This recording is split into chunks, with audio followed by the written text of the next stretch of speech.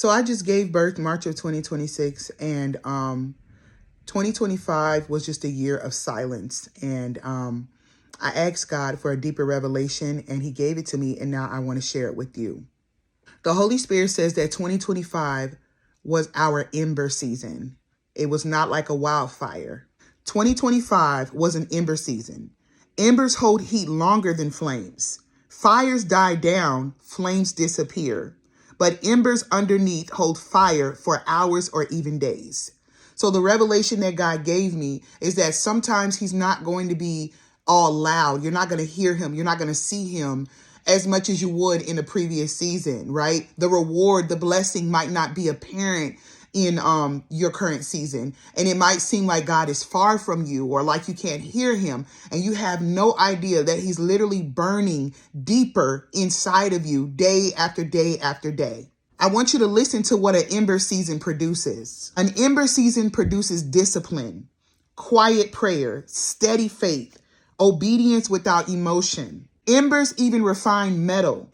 Blacksmiths use embers and coals to refine metal slowly and precisely. A wildfire would destroy the metal, but embers shape it. And so what is God saying to us? An ember season always comes before a promise or a promised land. Because after that, just like Israel, God will know that we are consistent in some things. We are disciplined in some things. We are good stewards over some things. And so even though you can't hear God or see him as much, you have no idea that he's testing your heart and that he's burning a small flame on the inside of you that is more substantial and more consistent and actually hotter than a wildfire or a flame, right? A season where everything comes to you easy, where everything seems loud, everything seems popular and put on Front Street. No, honey, that's not where the discipline happens.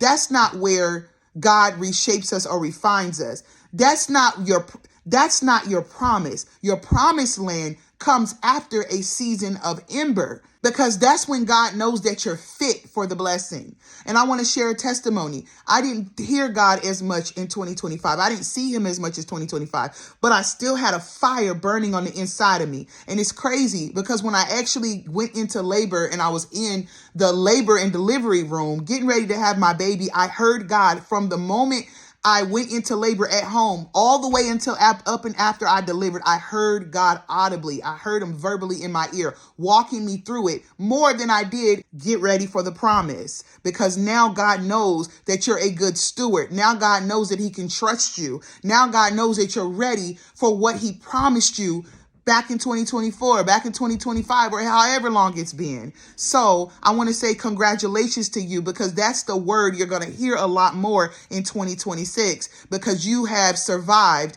the ember season. And don't get it twisted. God is still a wildfire and he's still an ember, right? He's either burning deep within you to prepare you for a promise, or he's displaying you like a wildfire. So we thank God for the ember season. Get ready.